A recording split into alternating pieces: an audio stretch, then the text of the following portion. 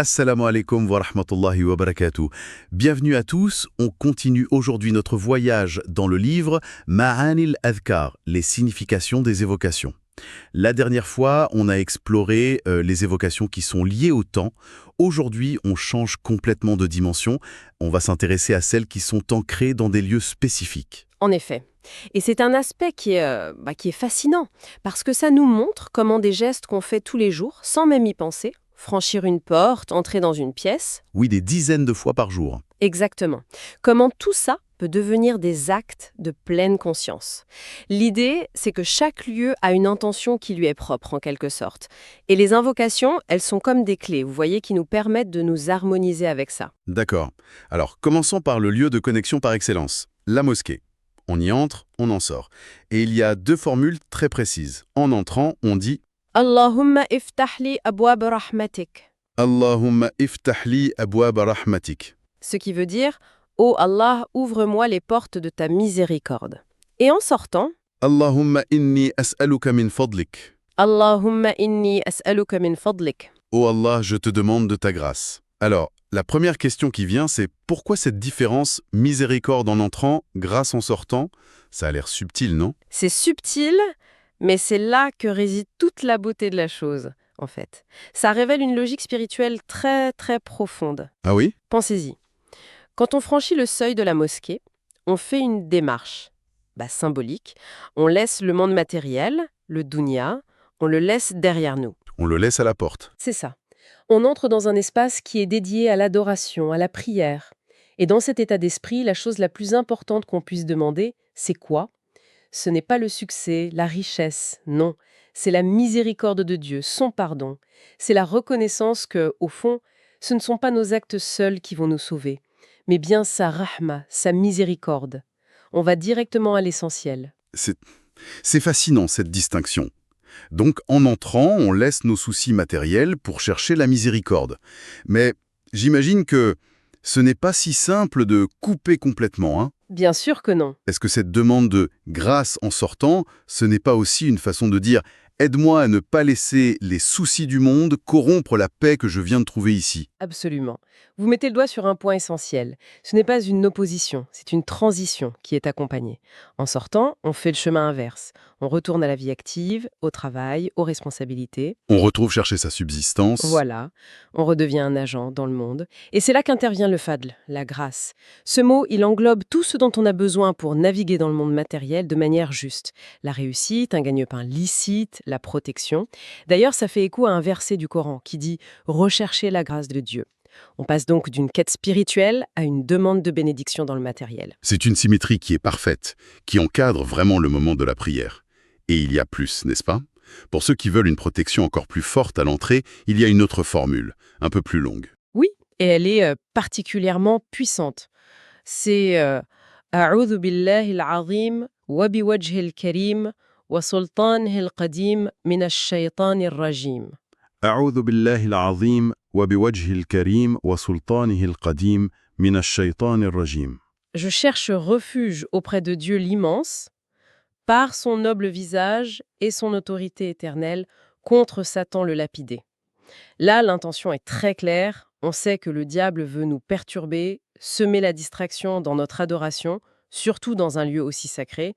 Alors on érige un bouclier. L'expression que je trouve saisissante, c'est « Sultan Nehel Qadim », son autorité éternelle. Le mot « Qadim », il est très fort. Qu'est-ce qu'il implique exactement? C'est un terme théologique très précis. Kadin, ici, ça a le sens de azali, c'est-à-dire sans commencement. C'est un attribut de Dieu uniquement. Donc, en l'utilisant, on ne dit pas juste que son autorité est ancienne. On affirme qu'elle préexiste à toute chose, y compris au mal, à Satan. C'est une affirmation de sa souveraineté absolue. Donc, face à ça, les ruses du diable deviennent insignifiantes. Exactement. C'est se placer sous la protection la plus ultime qui soit. Il existe même des versions qui ajoutent la prière sur le prophète, à l'entrée comme à la sortie, pour envelopper tout l'acte d'une bénédiction en plus. Cette idée de sanctifier un espace est vraiment, oui, fascinante. On la comprend bien pour la mosquée, mais ce qui est intéressant, c'est que la tradition nous invite à appliquer ce principe à notre propre maison. Tout à fait. Le foyer, c'est un peu une mosquée en miniature, voyez, le cœur de la vie de famille. ils méritent la même attention. Et il y a cette anecdote, cette image qui est très, très parlante pour illustrer ça. Le prophète aurait expliqué que si quelqu'un entre chez lui en mentionnant Dieu, le diable dit à ses acolytes « Pas de toit pour vous cette nuit et pas de dîner ».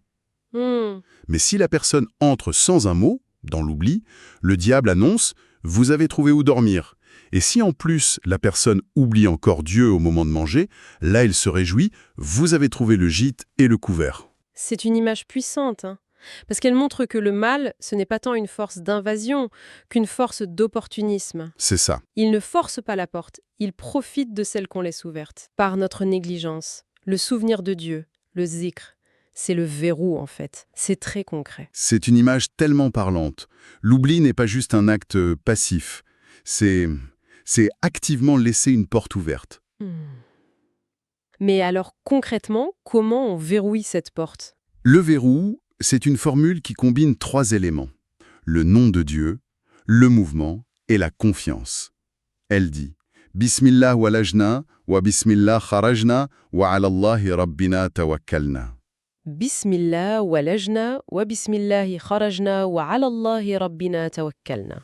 Au nom de Dieu, nous entrons, au nom de Dieu, nous sortons, et en Dieu notre Seigneur, nous plaçons notre confiance. Il y a aussi une formule plus concise. Allahumma inni as'aluka khayra al-mawlaj wa khayra al-makhraj. Allahumma inni as'aluka khayra al-mawlaj wa khayra al-makhraj. Ou Allah, je te demande la meilleure entrée et la meilleure sortie. C'est ça. Franchement, je dois avouer que la plupart du temps, je rentre chez moi les bras chargés de courses en pensant à ce que je vais faire à manger. La dernière chose à laquelle je pense, c'est une invocation. C'est fou de réaliser qu'on passe à côté d'une telle forteresse spirituelle par simple habitude. Mais c'est précisément pour ça qu'elles existent. Elles sont faites pour s'insérer dans ces moments d'inattention. En plaçant sa confiance en Dieu au moment où l'on rentre dans son espace intime, on ne fait pas que se protéger soi-même. On sanctifie l'espace familial tout entier. On en fait une forteresse? On en fait une forteresse contre les influences négatives, les tensions. Le foyer devient activement un sanctuaire. Le lien entre le souvenir de Dieu et cette barrière spirituelle devient tangible. C'est une perspective qui change tout. Bon, si on continue notre parcours, on va aborder un lieu qui, a priori, semble à l'opposé de la spiritualité. Et c'est justement ça qui est passionnant. On va parler des toilettes. Un lieu d'apparence très profane, en effet. Et pourtant, même là, il y a une sagesse incroyable. Alors là, on arrive à une invocation avec des termes que personnellement je n'avais jamais vraiment saisis. Allahouman, inni aoudou bika minal khubusi wal khaba'is. Allahumma inni a'udhu bika minal khubuthi wal khaba'ith. Ça sonne assez intense. De quoi on cherche à se protéger exactement, dans un lieu aussi banal? Votre réaction est normale, car les termes sont spécifiques.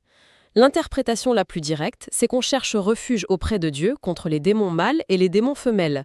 Khobuth, le pluriel de khobith, le démon mâle, et khoba'ith, le pluriel de khabitha, la démone femelle. D'accord. L'idée, c'est que les lieux d'impureté sont considérés comme des endroits où ces entités peuvent se trouver. C'est donc une protection très ciblée.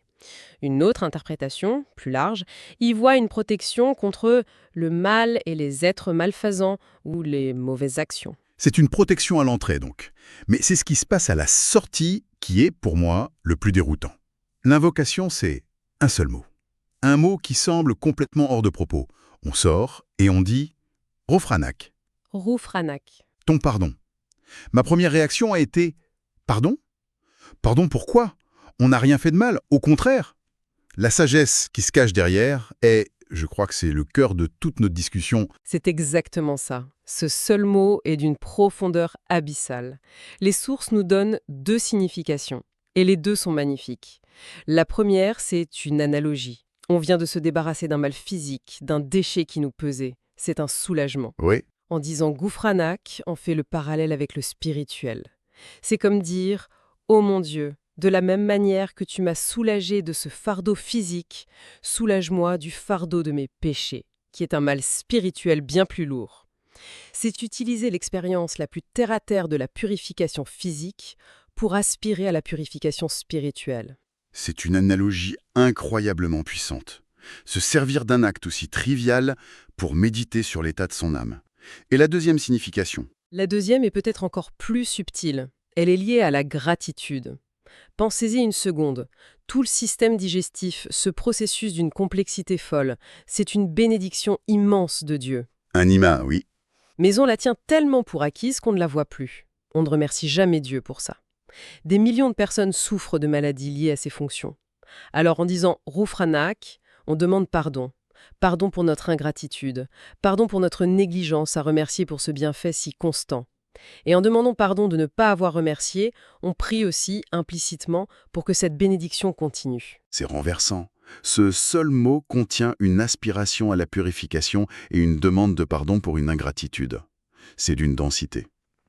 Bon, on a couvert les lieux très définis, mais que se passe-t-il quand on arrive dans un endroit nouveau, qui n'est ni la mosquée, ni la maison? Un hôtel, un nouveau bureau, un parc. Pour toutes ces situations, il existe une invocation universelle, une sorte de passe-partout spirituel. La voici. A'udhu bi kalimatillahi tammati min sharri ma khalaq. A'udhu bi kalimatillahi tammat min sharri ma khalaq. Je cherche refuge, dans les paroles parfaites de Dieu, contre le mal de ceux qu'il a créés. Et ce qui est frappant, c'est la promesse qui y est attachée. Rien ne pourra nuire à celui qui la prononce jusqu'à ce qu'il quitte cet endroit. Ça semble presque trop beau pour être vrai. C'est une formule d'une portée immense. La clé, c'est l'expression « kalimatullahi tammat », les paroles parfaites de Dieu. Ça veut dire qu'elles sont complètes, sans la moindre faille. Elles ne peuvent être surpassées par aucune force créée. D'accord. En la prononçant, on fait deux choses. D'abord, on reconnaît que, où qu'on soit, on est dans la création de Dieu. Ensuite, on se place consciemment sous la protection ultime de son commandement contre tout mal potentiel, qu'il soit visible comme un animal ou invisible comme une influence néfaste. C'est comme déployer un bouclier spirituel personnel valable partout. On a donc une protection pour le lieu sacré, le lieu intime, le lieu profane et pour n'importe quel lieu. Pour conclure ce tour d'horizon, les textes évoquent un dernier endroit, un lieu très spécifique qui est comme le summum de cette connexion, Al-Mashar al-Haram. Oui, le monument sacré à Musdalifa durant le Hajj. Cet exemple, c'est en quelque sorte le point culminant de notre discussion. Expliquez-nous pourquoi. Qu'est-ce qui le rend si spécial? Il faut imaginer le contexte. Les pèlerins viennent de passer une journée entière sur le mont Arafat, dans une ferveur intense. C'est le pilier du Hajj. Au coucher du soleil, ils déferlent, comme dit le Coran, vers la plaine de Musdalifa. Ils sont épuisés, physiquement, mais leur esprit est dans un état de sensibilité spirituelle extrême. Al-Mashar al-Haram, c'est un lieu précis dans cette plaine. C'est là que les pèlerins se rassemblent, la nuit sous les étoiles. L'invocation à cet endroit, à ce moment, n'est plus un acte individuel. C'est la convergence de millions de prières dans un lieu sanctifié par un verset du Coran qui le désignait spécifiquement. C'est le summum, là où la sacralité du lieu, du temps et l'élan collectif des cœurs se rejoignent. Si on fait le bilan de tout ça, l'idée qui ressort, c'est que ces invocations sont bien plus que des formules. Ce sont des outils pour réveiller notre conscience, pour nous faire passer du mode pilote automatique à un état de présence. Exactement. C'est une discipline qui tisse le souvenir de Dieu dans la trame même de nos déplacements les plus banals. Le spirituel et le matériel ne sont plus séparés, chaque porte devient une occasion de se recentrer. Alors, que retenir de tout ça? Que chaque seuil est une opportunité. Une opportunité de demander la miséricorde en entrant à la mosquée, de chercher la protection pour sa famille en rentrant à la maison, ou même d'exprimer une gratitude profonde pour le simple fait que notre corps fonctionne en sortant de la salle de bain. Et en faisant cela, on ne fait pas que traverser des espaces physiques, on accomplit un voyage intérieur constant. On habite le monde différemment. La source se conclut par l'invocation de fin de session. Subhanakallahumma wa bihamdik, ashhadu an la ilaha illa ant, astaghfiruka wa atubu ilayk. Mais la discussion de ce jour laisse une pensée finale à méditer. La question qui reste est celle-ci. Si nos déplacements physiques peuvent être sanctifiés par de simples paroles, comment la conscience de ces paroles peut-elle transformer notre perception de l'espace lui-même, faisant de chaque lieu, même le plus ordinaire, une occasion de se souvenir et de se connecter?